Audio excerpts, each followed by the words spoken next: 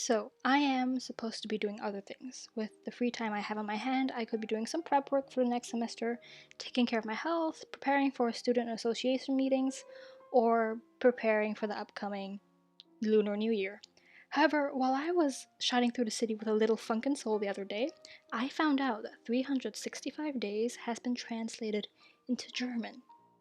And I figured, what can this English literature and linguistics student do when you know that you have a book that you could read despite having so many other books you have to read?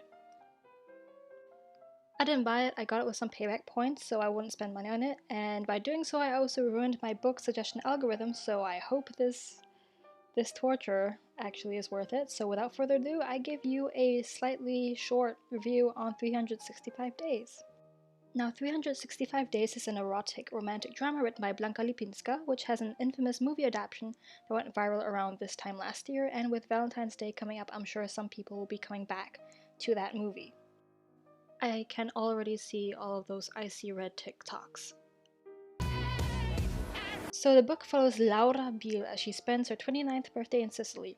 Laura recently quit her job and is unsatisfied with life. Her workaholic boyfriend, Martin, isn't matching her energy in the bedroom either.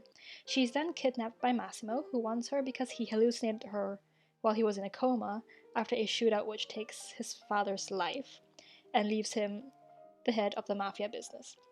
Massimo gives her 365 days, hence the title, for her to fall in love with him. That's pretty much the gist of it. They end up engaged, and Laura's pregnant by the end of the book, and I'm not actually going to say if she falls in love with him because we can all say that she has a little bit of the case of the Stockholm Syndrome. I'm going to be completely honest when I say that this book was surprisingly easy to read, and it reminded me of the first draft of any story that a writer puts down that you normally wouldn't want anyone to see or read. Like, a lot of people have pointed out that it feels like a fanfiction. Nothing against fanfiction because I do love reading some, and there are genuinely great ones out there, and it's a great way to practice writing. But I couldn't help but somewhat feel like it was a self-insert story. I mean, if you take the initials of Laura Biel and switch it, you get Blanka Lipinska, and by the end of the story, Laura does end up looking a lot like the author with the blonde hair and bob. There are also a lot of shopping and spa montages in this one, and for some reason the author felt like she needed to point out that the people who were styling Laura for the ball, and also why is there always a ball, that they're gay. The book also gives surprisingly some context. For example, Laura actually hates flying, which is why she was fighting that one dude in that one scene in the movie. But listen, all that aside, this story is not cute. At all. Not sure what I was expecting from an erotica, but my eyes pretty much skimmed every single sex scenes.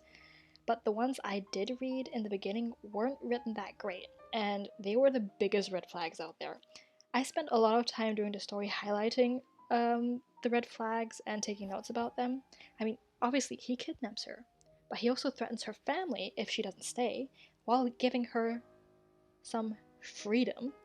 We also have that questionable line where he says he won't do anything unless she gives him consent, but then he proceeds to disregard her wishes and pretty much controls a lot of aspects of her life, like, for example, what she wears. And he threatens any guy in her life that even comes close to her, implants a birth control chip in her without consent, and doesn't like it when she speaks Polish because he doesn't understand what she's saying. Yeah. Anyway, Laura actually puts up a fight against Massimo and doesn't actually stop fighting him until they do the devil's tango on the boat. That's right, you can actually pinpoint the moment the Stockholm Syndrome sets in. Chapter 9 for those who want a reference when this book comes out in English.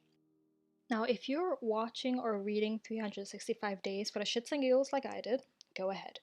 But do realize that this story is not a love story. You have to be aware that it's extremely toxic and abusive. I mean, he kidnaps her. Who in what world will think that is cute? I mean, if Massimo did not look good, especially in the movie, everyone would be thinking it's disgusting. The only somewhat decent characters in this book are Olga and Domenico, both of whom actually have a relationship with Laura, unlike Laura and Massimo, and they actually respect her. And I would like to add, I would watch the movie where Olga and Laura escape Massimo to raise a kid. That would be cool. Memorable lines from the book include depression is easier to get than a coffee at Starbucks, and I opened my eyes and my heart was beating like the applause after a Beyonce concert, and obviously, the infamous Are You Lost, Baby Girl? So, really, you're not missing out that much. In the really weird way, I'm about to say that the movie was actually better than the book. The movie also ended up changing some things. For example, there is a scene of indirect sexual assault that was mentioned in the book, and I am so glad they changed that. And they also changed up the ending a bit. But anyway, I'm going to do something productive now, like go build a snowman. We have a wonderful snow day out there. Read a story in hieroglyphs, or make some new WandaVision predictions. Until then.